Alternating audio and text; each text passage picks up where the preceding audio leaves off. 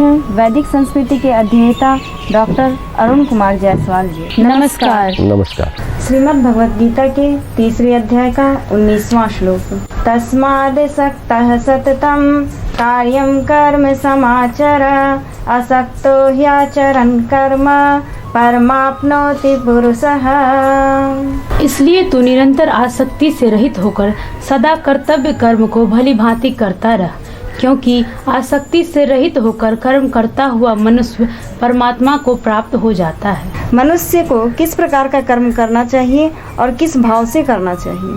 संसार के प्रति भावना और भगवान के प्रति भावना दोनों का परिणाम क्या है? भगवान इस श्लोक में कहते हैं कि कर्म छोड़ने से बात नहीं बनेगी।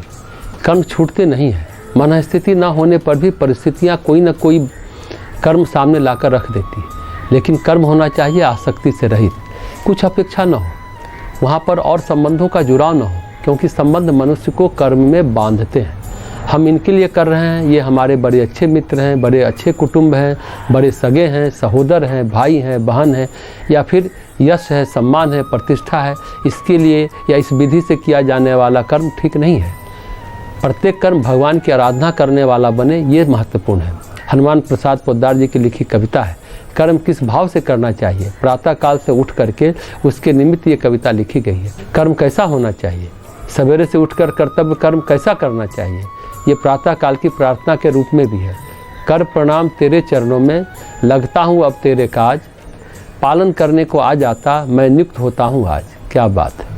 अंतर में जो स्थित होकर मेरी बागडोर पकड़े रहना, निपट निरंकुश चंचल मन को सावधान करते रहना। अंतर्यामी को अंतः स्थित देख सशंकित हो मेरा मन, पाप वासना उठते ही हो नाश लाज से वह जल भून।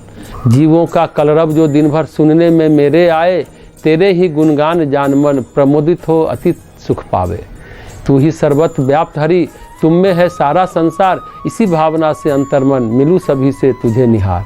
प्रतिपल निज इंद्रियों से मुँह से जो भी आचार करूं, केवल तुझे रिझाने को बस तेरा ही व्यवहार करूं। कितना अच्छा है। भगवान जो कहते हैं आसक्ति रहित होकर जो कुछ कर रहे हैं भगवान के निमित्त कर रहे हैं। हनुमान प्रसाद पोद्दार जी के इस कविता में सिर्फ भगवान के निमित्त कर रहे हैं, व्यक्ति अपने निमित्त नहीं कर रहे हैं। इसलिए कहते हैं अब मैं तुझे प्रणाम करके तुम्हारे कार्य के लिए नियुक्त होता हूँ, जो कुछ आप आज्ञा दो। क्योंकि भगवान कहते हैं प्रारब्ध को अनासक्त भाव से पूरा कर लिया जाए तो फिर वह मोक्ष का द्वार बन जाता है।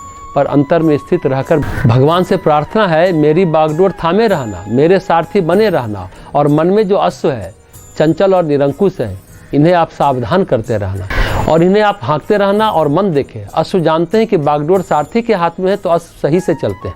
जिसका सारथी नहीं है या सारथी मूर्छित है तो अश्व भी मनमानी करते हैं।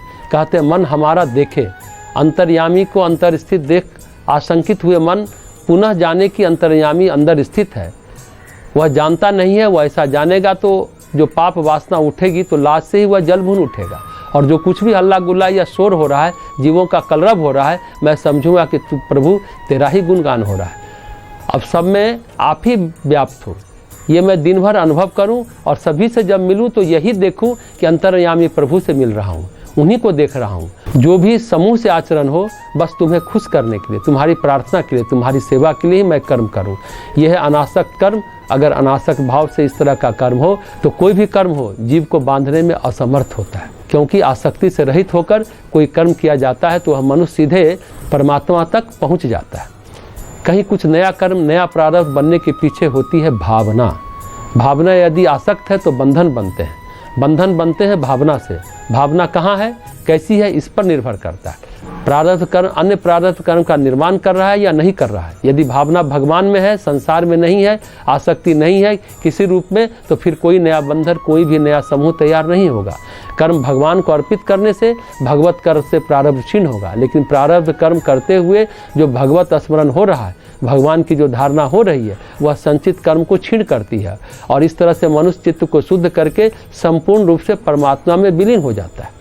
इस विधि से एक जन्म ही भगवान की प्राप्ति के लिए पर्याप्त है। भगवत स्मरण करते हुए भगवान के प्रति भावना रखते हुए कर्म हुआ तो वो ठीक है, पर स्मरण किसी और का हो अगर हम किसी प्रियजन के लिए कर्म करते हैं तो पत्नी के लिए कुछ खरीदता है या पत्नी अपने पति के लिए खाना बनाती है तो मन में कुछ पुलकन होती है, कल्पनाएं दौड़ती हैं, ऐसा करूंगी तो वो ऐसा सोचेंगे, फिर ऐसा करेंगे। ये पुलकन और हृदय में भावनाओं का ज्वार भगवान के लिए होना चाहिए। भले ही वह पत्नी के लिए साड़ी ही क्यों न खरीद रहा हो, लेकिन स्मरण भगवान का रहे। स्मरण यदि संसार का रहा तो ये आसक्ति नए कर्म समूह को जन्म देगा, फिर परमात्मा मिलन की बात ही खत्म हो जाएगी।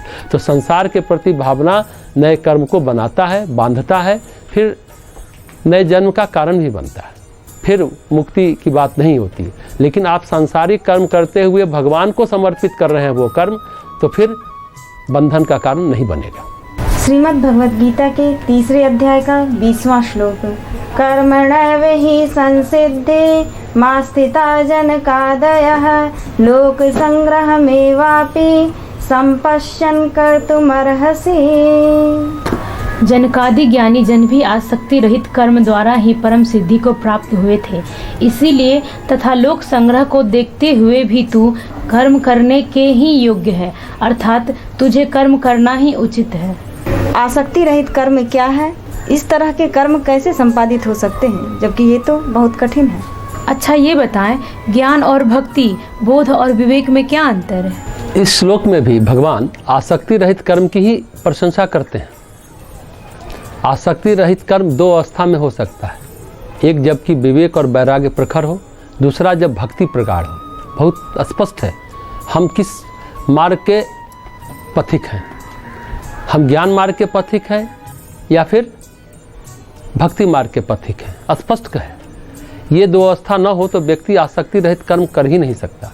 ज्ञान की 2 अवस्था है, पहली अवस्था विवेक और दूसरी अवस्था बोध। विवेक में यह होता है कि हम जान लेते हैं कि चीज़ें नाशवान हैं, क्षणभंगुर है, अभी हैं अभी नहीं है। ऐसी अवस्था में ऐसा कुछ भी नहीं जिसे पाने पर सुख और संतोष की अनुभूति की जा सके। जब संतोष और सुख की अनुभूति नहीं की जा सके तो व्यर्थ भागने का अर्थ क्या है? भक्ति की अवस्था में जब होते हैं तब भगवान के प्रति इतना लीन होते हैं कि स्वयं के लिए, अपने अहंकार के लिए कुछ भी नहीं करना चाहते। हम केवल भगवान के लिए करना चाहते हैं। ज्ञान में क्या होता है? विवेक और बोध। अरे यहाँ पाने के लिए कुछ भी नहीं है, और बोध में लगता है जो कुछ है वह परमात्मा स्वरूप है, इसलिए करने पाने का कोई प्रयोजन नहीं उठता। बोध में अनुभव है और विवेक में अनुभव की ओर गमन है। समझने की बात है जो अंतर आपने प्रश्न किया। बोध में अनुभव है और विवेक में अनुभव की ओर गमन है। विवेक में एक भाव है ज्ञान का, ज्ञान अंकुरित अवस्था में है, प्रगाढ़ अवस्था में नहीं है। बोध में प्रगाढ़ ही नहीं, संपूर्ण है ज्ञान। भगवान कहते हैं इसके बाद भी जनक आदि ज्ञानियों ने कर्म के द्वारा संसिद्धि प्राप्त की। जनक ज्ञानी थे परंतु जनक ने कर्म नहीं छोड़े। जनक महान गुरुओं के शिष्य थे, अष्टावक्र एवं याज्ञवल्क्य के शिष्य थे। महर्षि गौतम उनके कुल पुरोहित थे, ऋषि शतानंद के भी शिष्य थे। जनक को ज्ञान कर्म के द्वारा हुआ। कर्म करते करते निष्कामता के साथ जब जीवन में एक लय पैदा हो जाती है और भगवत प्राप्ति करनी है, सत्य को जानना है, तब संसार जो है उसमें सारे रिश्ते अर्थहीन लगने लगते हैं। जनक से किसी ने पूछा आप कैसे हैं जो अनासक्त रह लेते हैं? आप विदेह हैं। विदेह का मतलब जिसे देह में भी आसक्ति नहीं है, देह के भाव से जो परे है। तो जनक ने कहा कल हम सूली पर चढ़ेंगे।